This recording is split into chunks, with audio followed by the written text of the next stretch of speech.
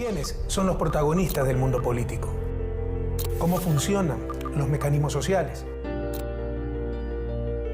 ¿Qué estrategias económicas son las que tienen éxito? ¿Hacia dónde nos llevarán los procesos globales? Mis invitados saben mucho de todo aquello. No quiero entrevistarlos, quiero tener conversaciones profundas.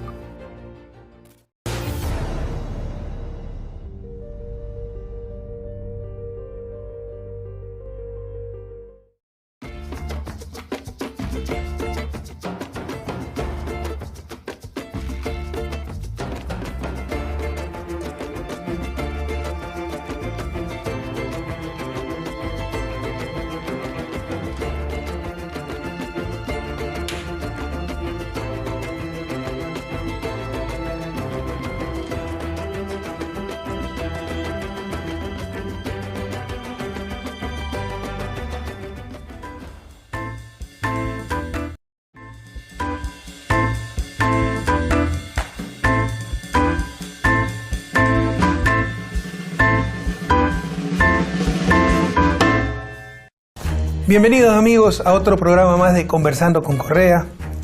Tenemos un invitado extraordinario y muchas gracias por su gentileza, porque se trata nada más y nada menos que el presidente en funciones. En las próximas semanas democráticamente pasará el cargo al ganador de las elecciones colombianas, pero aún presidente en funciones 2010-2018, Juan Manuel Santos, y Premio Nobel de la Paz 2016 por su compromiso con la paz, por la búsqueda de la paz en nuestra querida Colombia. Bienvenido, Juan Manuel. Gracias, Rafael, y gracias por tenerme en su programa. No, muchas gracias, insisto, por tu gentileza. El tema de este conversatorio, y se trata de lo más informal, no es un interrogatorio como hacen algunos periodistas, y yo no soy periodista. ¿Tú sí? Yo sí soy periodista, Yo sí. solo soy economista. Y no se trata tampoco de una entrevista ortodoxa. Se trata de conversar fluidamente sobre un tema central pero flexible, es Latinoamérica, zona de paz. Nosotros en la segunda conferencia de CELAC, Comunidad de Estados Latinoamericanos del Caribe, declaramos América Latina zona de paz. Sin embargo, persiste, aunque tú has avanzado muchísimo para solucionarlo, persiste el conflicto colombiano. ¿Cómo ves las cosas? ¿Cómo está el horizonte? ¿Cómo está la esperanza? Pues yo creo que hemos avanzado muchísimo hacia ese objetivo de que sea una zona totalmente en paz. En el caso colombiano, el acuerdo con las FARC fue un paso muy, muy importante, porque las FARC eran el grupo alzado en armas más grande, más antiguo, más poderoso de toda América Latina, y ya el hecho de que en las últimas elecciones, en la primera vuelta presidencial, el antiguo comandante de las FARC, alias Timochenko, hoy jefe del partido de las FARC, de un partido político debidamente registrado, coloca su voto por primera vez en su vida, después de haberse desarmado. Eso lo dice todo, eso lo dice lo que fue ese paso que permitió que tuviéramos las elecciones más seguras de nuestra historia, más tranquilas, con la mayor participación de nuestra historia. Generalmente Colombia ha sido un país muy abstencionista. Aquí participaron un porcentaje del más alto de nuestra historia y las más observadas, o sea, digo, total transparencia. Y eso es un paso muy importante. Todavía queda otro grupo, que se llama el ELN, donde el Ecuador nos ayudó muchísimo a comenzar las negociaciones.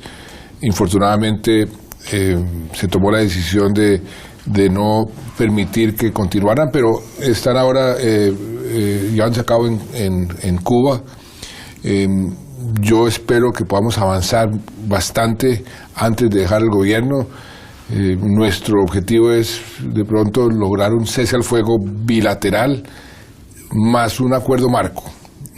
Estamos en eso. Yo creo que el ELN debe entender que si no hace eso lo deja al tren de la historia.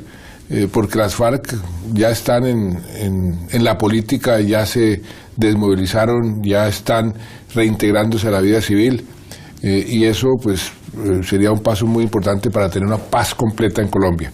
Pero sin duda alguna el esfuerzo que se hizo con las FARC, donde el caso suyo, el caso de todo el continente nos ayudaron muchísimo, pues ha sido un paso definitivo hacia ese objetivo de tener una paz completa.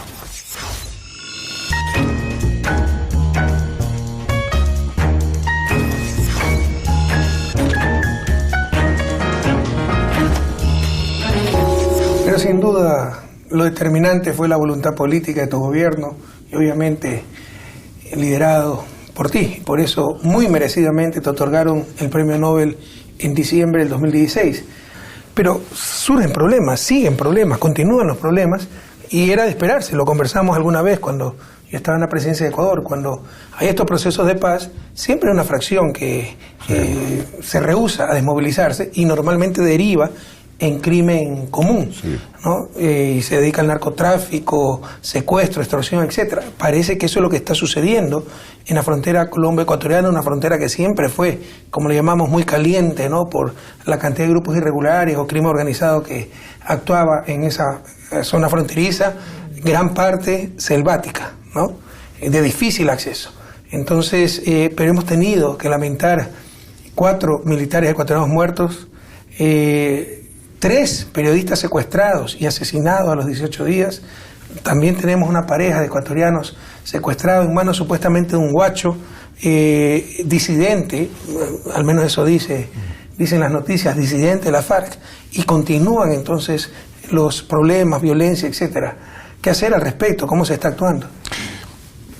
La frontera con Ecuador, y los dos lo sabemos mejor que nadie, del lado colombiano ha sido siempre un corredor estratégico del narcotráfico, y donde el Estado colombiano estuvo ausente durante décadas.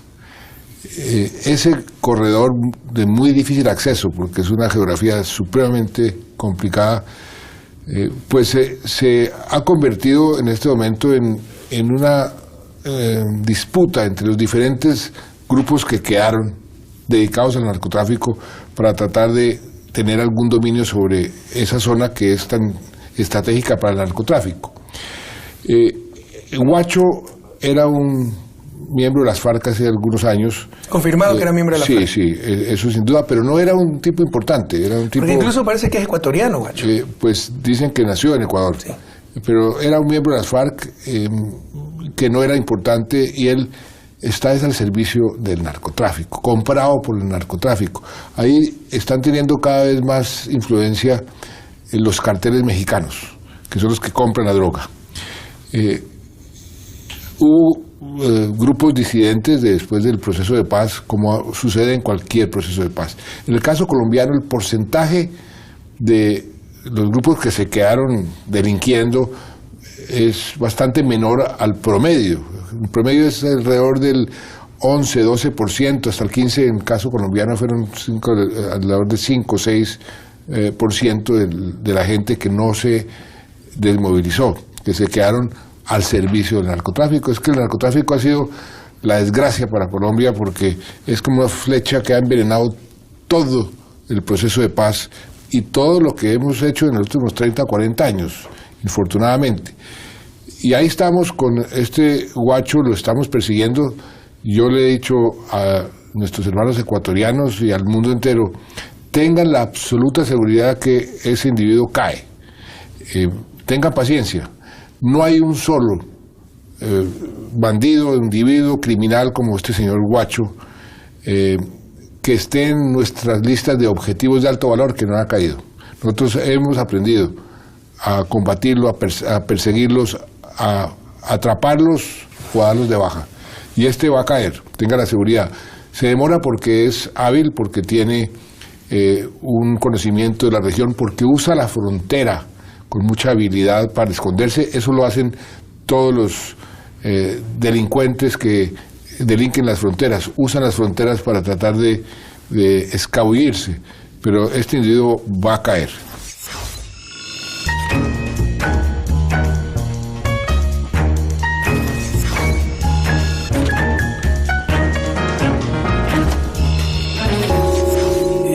con crímenes atroces, ¿no? Un delincuente desalmado, pero ¿cómo evitar esto en el futuro? ¿Cómo evitar el dominio del narcotráfico en la zona fronteriza? Con todo respeto, ¿cómo solucionar la ausencia del Estado en esa zona? Estamos adquiriendo control territorial que no se hacen de un día para otro. Ya llevamos más de 11.000 unidades entre policía y ejército que están en el municipio de Tumaco, en un solo municipio. Porque nosotros en el momento más difícil de control de la frontera, cuando estaban muy activos los grupos irregulares, llegamos a tener también 11.000 hombres entre militares y policías, pero en toda la frontera. Nosotros solamente en el departamento de Tumaco, solamente ahí ya tenemos 11.000. ¿Qué están haciendo? Se están posicionando en cada vereda para adquirir con la comunidad. Es muy importante ganarse la comunidad. Muy importante que las comunidades sientan que la presencia del Estado les va a llegar. Lo que pasa es que el Estado no llega de un día para otro, porque uno tiene que llegar con carreteras, con hospitales, con colegios. Eso es algo que se demora. Mientras tanto, lo que estamos viendo en esa frontera es una disputa entre estos grupos, pero el ejército cada vez está tomando más y más control, lo que llama control militar de área. Y eso es un objetivo para nosotros muy importante, porque como se puede cualquiera imaginar, pues tener un corredor sin control de nadie, pues es algo que un país no puede aceptar. Perdona que sonreí cuando hablaste de carretera, porque recuerdas que tuvimos el acuerdo bilateral para construir el tercer eje binacional. Tenemos conexión con Colombia por la Amazonía, por el río San Miguel, tenemos por los Andes con el puente Rumichaca, pero faltaba la conexión por la costa, ¿no? Entre Esmeraldas y Tumaco. Y bueno, decidimos, se había ofrecido en el año 2000 entre el presidente Pastrana y el presidente Noboa construir ese eje vial tan necesario. La gente se quedó esperando, tuvimos la decisión política de hacerlo. Nosotros lo hicimos del lado ecuatoriano y nos delegaron a hacer el puente que pagamos mitad. Y ustedes del lado colombiano, pero se atrasaron un poquito. Sí. Están a 2 kilómetros y la prensa ecuatoriana sacó, Correa hizo una carretera que va a ningún lado. Y cierta gente dijo que era para que pasara por ahí el narcotráfico. O sea, ya se dice cualquier cosa. Yo sí soy testigo de que eso no fue así. Eso es culpa colombiana de que nosotros nos atrasamos y seguimos atrasados en esa carretera. Estamos construyendo una doble calzada desde San Miguel pues hasta Neiva. Y por supuesto el puente que nosotros inauguramos, pues que es un puente muy importante en la frontera con Ecuador, pero sí, ahí la culpa ha sido colombiana, ¿no? Te agradezco esa aclaración porque se llegó a decir, tomaron fotos, ¿eh? No. Y como llega el puente, todavía a donde no hay nada, porque ustedes están a 2 kilómetros, que habíamos hecho una carretera y un puente hacia la nada y para que pasara el narcotráfico y los grupos irregulares. Con Perú, que tiene mucho menos población que Colombia, tenemos 5 ejes viales. Y eso es, así se combate los grupos irregulares, el narcotráfico, con desarrollo. Pablo VI decía en su encíclica Popularum Progreso, el desarrollo es el nuevo nombre de la paz. Por si acaso también se iba a decir que conmigo hubo paz en la frontera, porque yo tenía un pacto con los narcotraficantes y con la FARC. Recuerda cómo coordinamos acciones con misiones bilaterales de frontera, siempre hubo con una BIFRON, colaboración muy con el importante Ministerio de Seguridad. Para combatir el narcotráfico, para combatir todo tipo de delincuencia en la frontera, porque eso... Y jamás íbamos a permitir la violencia y peor aún, que se atente contra la soberanía del Ecuador cuando esos grupos pasaban irregulares. Otra cosa es que pasen de civil, es muy difícil detectarlos en ese caso. Muchas gracias por esa aclaración. Manuel, con el cariño que te tengo y la admiración que te tengo, una pregunta un poco delicada. ¿Cómo explicarle al mundo, América Latina, un premio Nobel de la Paz que quiere integrarse a la OTAN?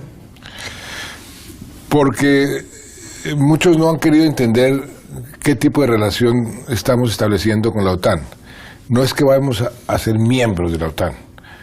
Lo que estamos haciendo es asociarnos en una categoría que se llama socio global.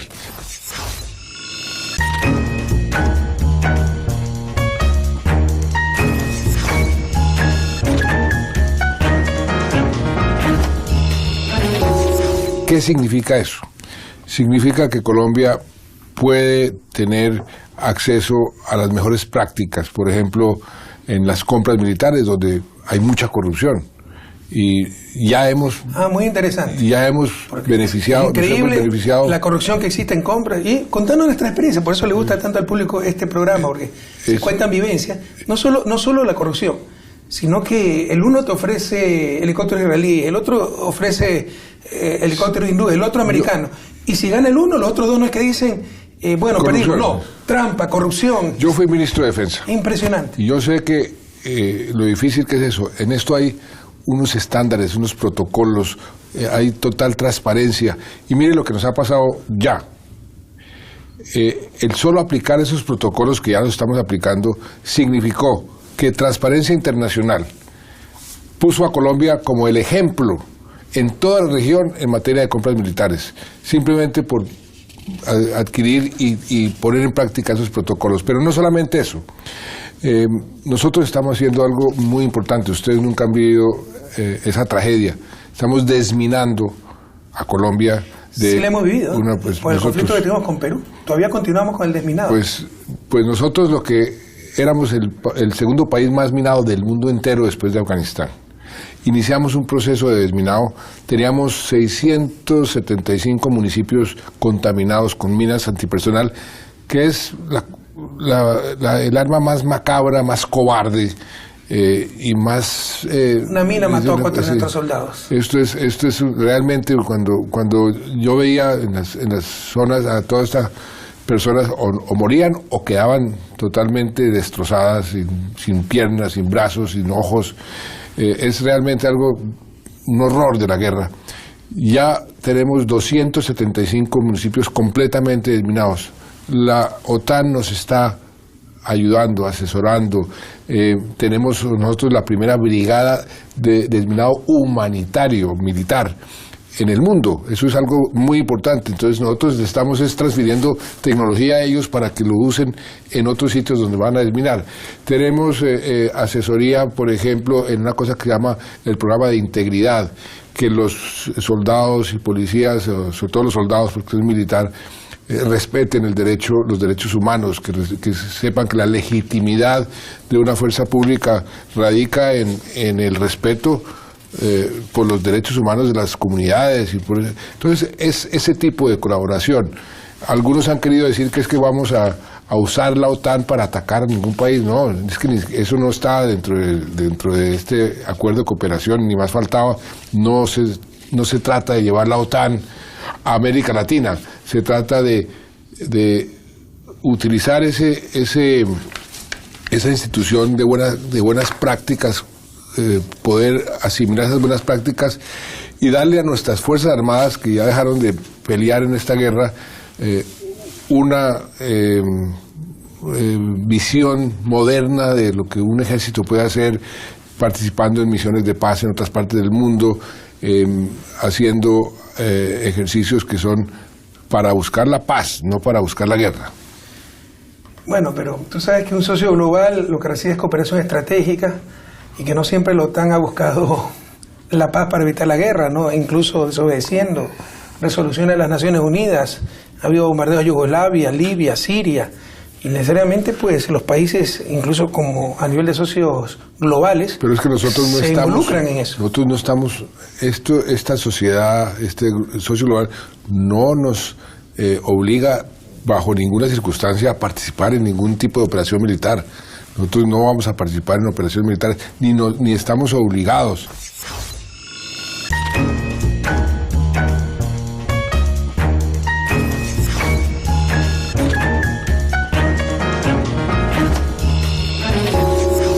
Aquí lo que hay son beneficios, acceso a mejores prácticas para tener unas fuerzas militares mejor capacitadas, con los últimos estándares.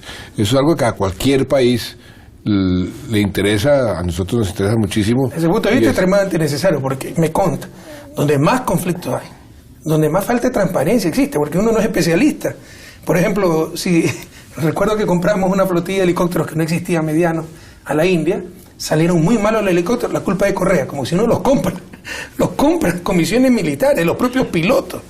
además deben ser suicidas, pues si a propósito los compraron mal, porque son ellos los que van a manejar. Uno de esos helicópteros, el helicóptero presidencial, ¿no? Que incluso se estrelló, fue un error humano, pero otros sí cayeron por fallas mecánicas.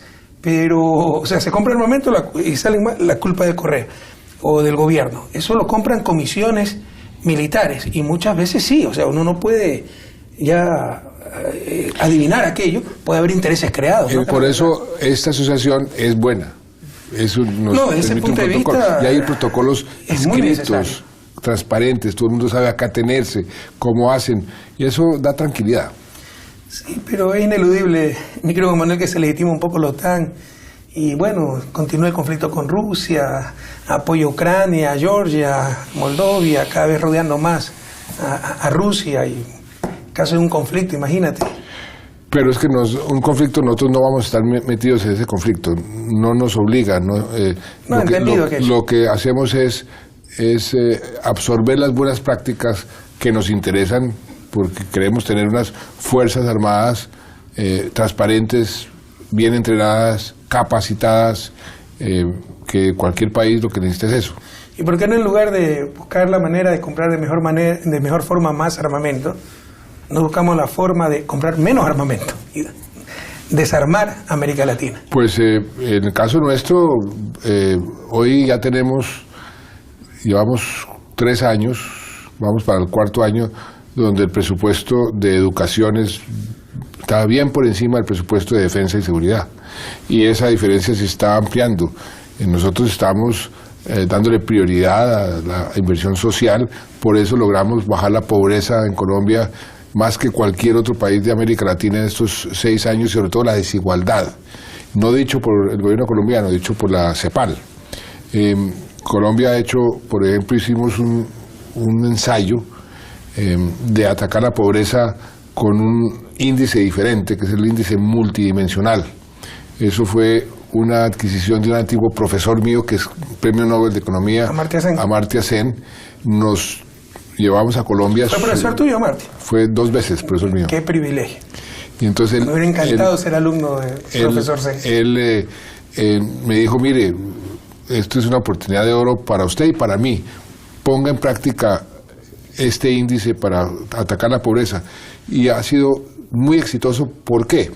Porque no es la pobreza medida por ingresos, sino la pobreza medida por necesidades básicas de la gente y las familias. Tenemos todos los pobres y pobres extremos en unos computadores, qué es lo que necesitan para tener un mínimo de dignidad en su vida.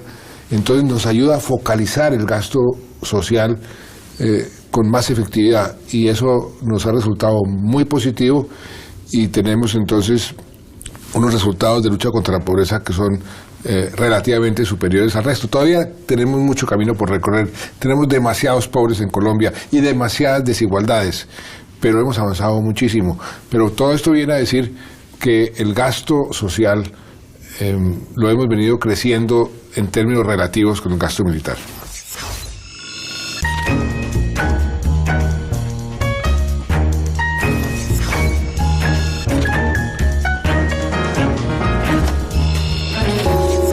Esa era la cosa que hablábamos en UNASUR, mi querido Juan Manuel, pero Colombia se ha retirado temporalmente de la Unión de Naciones del Sur. ¿Qué pasó?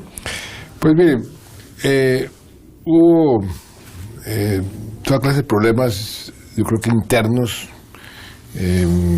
inclusive hasta problemas de malos manejos internos o de acusaciones de funcionarios de UNASUR, no ecuatorianos, inclusive hasta colombianos. Y eso comenzó a no tener relevancia, entonces ya comenzaron a decir, no, pero esto no tiene ningún sentido, esto no. Y también, no nos digamos mentiras, lo que ha sucedido políticamente en América Latina, esas divisiones, ese fraccionamiento, pues ha debilitado mucho UNASUR, y entonces se decidió, mire, vamos a hacer un alto en el camino, a ver si esto se arregla, pues se arregla, o si no, pues acabamos con eso. ¿Pero qué pasó? Que eso no se perdió en el camino, porque siempre ha habido gobiernos, diferentes tendencias, pero coincidíamos en mínimos indispensables. El respeto a la democracia, ya no se la respeta, mira lo que pasó en Brasil. Si lo que le pasó a Lula, ¿no?, lo hubiera hecho el gobierno venezolano, un opositor, ya estaría hasta invadida Venezuela. Y todos coincidíamos en la voluntad de integración. Y ahora como que si se quiere muchas veces boicotear esa integración. ¿Qué pasó? ¿Qué se nos perdió en el camino? No, el funcionamiento político, pues la situación en Venezuela que ha sido tan complicada. Yo tenía una buena relación con Maduro, la tuve una buena relación con Chávez, nos ayudó muchísimo en el proceso de paz. Yo le dije a Chávez cuando nos sentamos, mire, usted tiene su revolución bolivariana y yo soy un demócrata liberal, yo no voy a ser revolucionario bolivariano y usted no va a ser un demócrata liberal. Nos respetamos eso, lo mismo que le dijo Reagan a Gorbachev cuando se reunieron. Mire, yo nunca voy a ser comunista y usted nunca va a ser un capitalista, pero podemos trabajar juntos por un bien superior que era reducir las armas nucleares. Eso mismo le dije yo a Chávez y tuvimos una gran relación hasta el día que se murió. Y con Maduro teníamos una gran relación hasta el día en que quebró la democracia. Cuando él unilateralmente decidió elegir una asamblea constituyente, deslegitimando la Asamblea Nacional, y a través de eso comenzar a recoger todos los poderes, ahí comenzó a destruirse la democracia venezolana y ahí comencé yo a separarme de Venezuela como una nación con la cual uno podía tener una buena relación. Son factores políticos que suceden y infortunadamente el caso venezolano es cada vez peor, cada vez hay más represión, cada vez más irrespeto por los derechos humanos. Nos estamos sufriendo nosotros más de 1 millón de venezolanos que están llegando a Colombia muriéndose de hambre o muriéndose porque no tienen medicina. Un país que tiene las reservas más grandes del mundo en petróleo, con esa situación es algo realmente irracional e inaceptable. Bueno, puede ser tema para otro conversatorio. Para finalizar, querido Juan Manuel, agradeciéndote nuevamente, presidente en funciones, se ha dado el tiempo para esta entrevista, como siempre tan caballeroso, mi querido Juan Manuel, y un querido amigo. Pero yo quiero decir algo, como dicen, en vivo y en directo. La relación que tuvimos, después de los problemas que tuvimos, lo que nosotros dos construimos para Ecuador y para Colombia fue muy importante, para mí fue muy importante. Nosotros logramos llevar las relaciones a un nivel que jamás habíamos tenido Ecuador y Colombia, y es algo que le agradezco. Pudimos trabajar juntos, nos entendimos muy bien, y eso es algo que yo aprecio y que apreciaré siempre. Por eso estoy aquí, porque le tengo un gran agradecimiento de lo que hicimos juntos. Yo te tengo mucha gratitud, Juan Manuel. Para conocimiento de la audiencia, el 1 de marzo de 2008 hubo un bombardeo en territorio ecuatoriano, rompimos relaciones durante el gobierno de Álvaro Uribe con Colombia. Luego llegó Juan Manuel y llevamos las relaciones Colombia-ecuatorianas al mejor nivel de la historia, incluso haciendo gabinetes binacionales que fueron tan eficientes para servir a nuestros pueblos, sobre todo a nuestros ciudadanos de zona de frontera. Muchas gracias, Juan Manuel. Mucha suerte, pronto acaba la presidencia, Dios te bendiga en tu vida y Dios bendiga a nuestra querida Colombia, un país extraordinario, porque pese al sufrimiento, pese a la violencia, qué linda que es la gente colombiana, qué bello país, cuánta pujanza, cuánta esperanza, cuánto impulso hacia el desarrollo. Fuerza Colombia, muchísimas gracias, Juan Manuel. Gracias, Jorge. Muchas gracias. A ti.